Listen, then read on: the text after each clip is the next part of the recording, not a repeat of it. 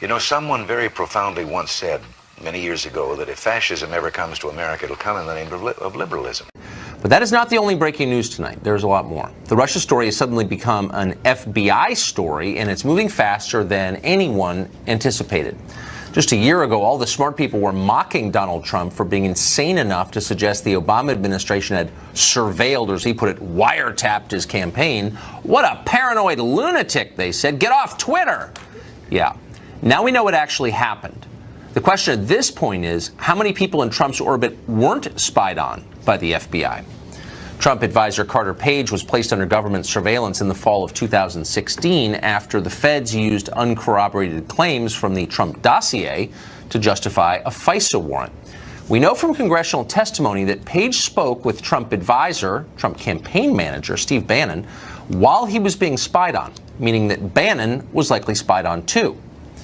Tonight, based on our own reporting, we can tell you that Carter Page also sent email messages to members of the Trump campaign during that same period.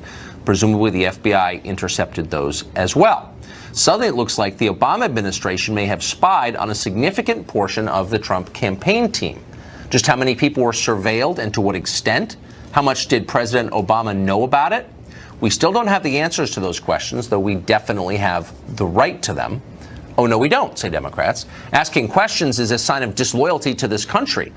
The very people who once told us that spying absolutely never happened are now telling us the spying was perfectly justified and normal. Why? Because Russia. Okay, but the funny thing is, almost all of the Russian collusion evidence unearthed recently implicates Democrats, not the Trump campaign.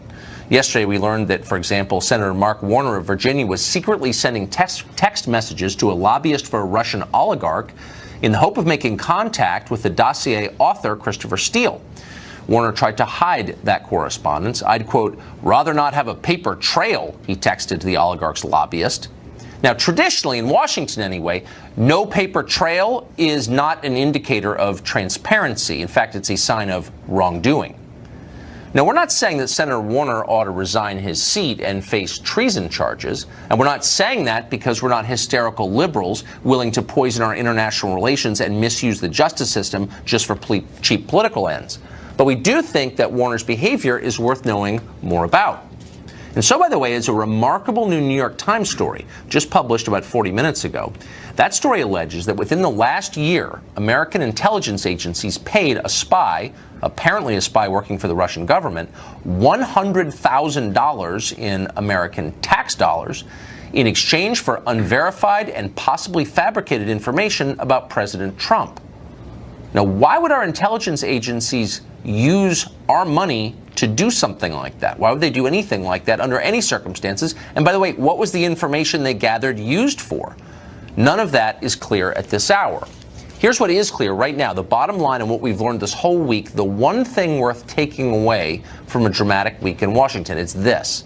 The Obama administration spied on a rival political campaign. There had better be a legitimate reason for doing that, but increasingly it looks like there wasn't.